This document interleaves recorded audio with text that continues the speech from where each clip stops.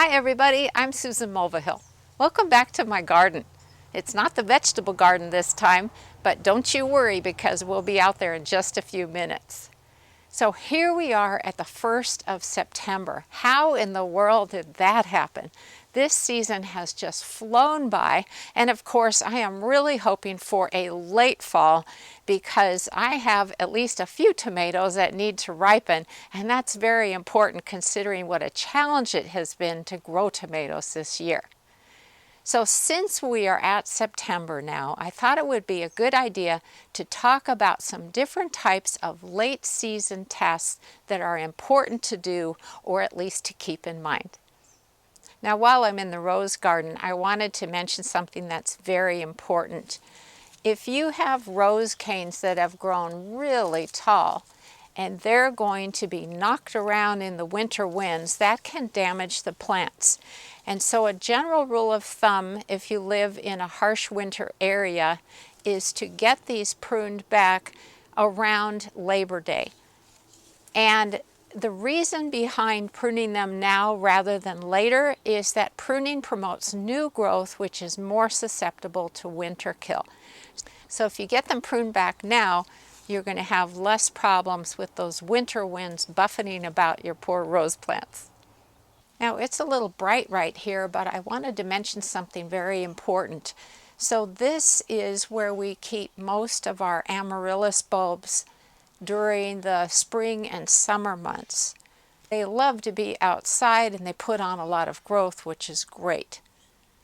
The thing is that, first of all, you definitely want to move them back indoors before any frosts occur because they would not tolerate that. And the other thing is, no matter what kind of houseplant you may have moved outdoors for the summer, make sure you check it over carefully for any insects before you bring it indoors, because you just might be bringing in a big problem that you really don't want to have to deal with inside the house. Oh, and I should also mention that again we're in zone 5B, so we can't grow our amaryllis outdoors year-round in the soil. And I'm very envious of those of you who are watching right now who say, yeah, I can do that. That's just not fair. But that's why we have them in pots on the deck, and then they'll go back indoors for the fall and winter months. Well, I had fully intended to talk about harvesting and drying your onions out in the garden, but unbeknownst to me, Bill harvested the majority of them yesterday, and so now they're in our shed starting the drying process. Now normally an onion plant is going to look like this while it's growing, but when you see that the stalk has fallen over naturally all by itself, that means it has finished growing. It is not going to grow anymore. So that's where you pull them up, turn the water off to the bed, and you can let them sit out in the sun for a few days. But what we really like to do and have had good success with is to move them into a shed where they can dry. That way they'll keep longer in storage. So what you're looking for is for the skin on the onions to be papery dry, that outer layer, and the stalks to be completely dry. And then what you can do is you can clip off the stalks, you can clip off the roots if you want, and then move them into a cool, dark place to store during the fall and winter months. Now keep in mind that certain varieties of onions last longer in storage than others. So always use the ones that keep the least amount of time in storage first. Want to see something cool? This is an eastern kingbird sitting at the top of one of our fir trees. I'm standing in front of the bed where I'm growing slicing tomatoes, and I'm growing mortgage lifters and chef's choice orange. I do have tomatoes on the plants. It's not a ton, but I certainly hope they'll ripen by the end of the season. Now, if you remember my last video, these were a lot taller plants than they are now, and that's because yesterday I came in and I started pruning them back a bit. And that's because there's no point in letting them bloom anymore or add more growth. I want them to focus their energy on ripening those tomatoes. Now, I did have someone ask me the other day on YouTube if I was going to do a video on my usual 3-step pruning process for tomatoes, and my response to her was, I'm so sorry, I did not do it this year, and that's because we've been struggling with our tomatoes. So my usual routine is in early August, which I realized was a month ago, I start pruning back the height of the plants.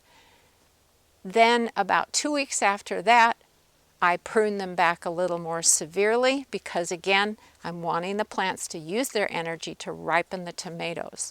And then usually right around the 1st of September, so at least this is timely, I do a really severe pruning. I make sure that the tomatoes are more exposed to the sunlight, and I just take off a bunch of unnecessary green growth. So that's my usual routine. I apologize for not having done it earlier. This is a weird year for tomatoes here in Spokane. Now, do you also remember from my last video that I said I haven't had hornworms in my garden for years? Well, guess what?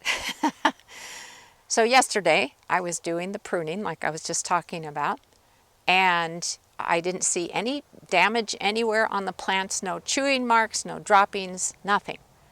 And so I was walking around the garden doing things, and then I went out of the garden and Bill says, Sue, come here, you got to see this. And I thought, what is he going to show me? Well, here is this big fat hornworm that is lying on the ground away from the tomato plants. And he thinks it was on me. Ugh. I mean, I like bugs and all, but the thought of one of those big fat hornworms crawling around on me is a little more than I can handle. So here's what I want you to know. This one is actually a tobacco hornworm. I took a few pictures of it. And you'll notice it's got those diagonal lines along the sides of its body. So that's how you can tell it's a tobacco hornworm. If it's a tomato hornworm and they are equally damaging, the tomato hornworm will have little V-shaped lines along its sides. So after we found that worm, I walked all through the garden. I couldn't find any tomato plants that had munch marks on it. Again, no droppings down below, any damage, because I couldn't find any damage. And so this is totally bizarre. I certainly hope it's not the start of a new trend. But I thought, you know, why not? We've had such a tough year for tomatoes. Why not throw a few hornworms into the mix? But you better believe I am really watching those plants closely. You'll recall that we're growing pumpkins and winter squash on our livestock panel arch. And because of the intense heat that we've had and other problems, the vines have not grown all the way up the arch, which was my hope. And of course, there's always next year. But I wanted to point something out. So these are little spooky pumpkins, which are a pie pumpkin. And they are a small size pumpkin. But I have tied the vine that they're growing on to the arch to keep them secure. Fortunately, they don't weigh a lot. But if you have some squash or pumpkins that are growing on an arbor of sorts, I would definitely keep an eye on them and keep them as stable as possible so they don't break by falling down to the ground. I was thinking earlier, because I wasn't sure how big this variety would get, that I might need to use some little mesh produce bags to create slings to hold them up and take that tension off of the vine. But so far they seem like they're doing just fine. I am keeping an eye on them, and I'm very excited because sugar pumpkins or pie pumpkins are always delicious.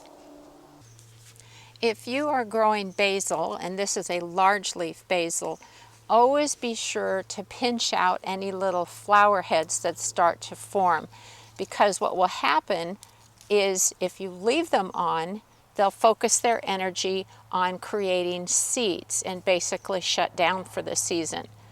So I'm just going to keep pinching them back. The other thing that happens is that by pinching them back, you are encouraging a more bushy habit, which is awesome. Now, I am crazy about basil, and we are going to be making some fresh pesto today. Yum. One other tip about winter squash and pumpkins is that late in the season, it's a good idea to prune back the growth that goes past where a winter squash, such as this cushaw squash here, or a pumpkin is growing. Because if I look at this vine, I've got all these lovely new leaves, and I also see a flower. Well, this is not going to be a full-fledged squash by the end of the growing season. So what I'm going to do is trace it back very carefully to where the squash is and clip it off. I really want to emphasize very carefully, because there is nothing more heartbreaking than accidentally cutting off a squash that would have given you wonderful food this winter. So do it carefully, but start pruning back your vines so they'll focus their energy on maturing those squash and pumpkins.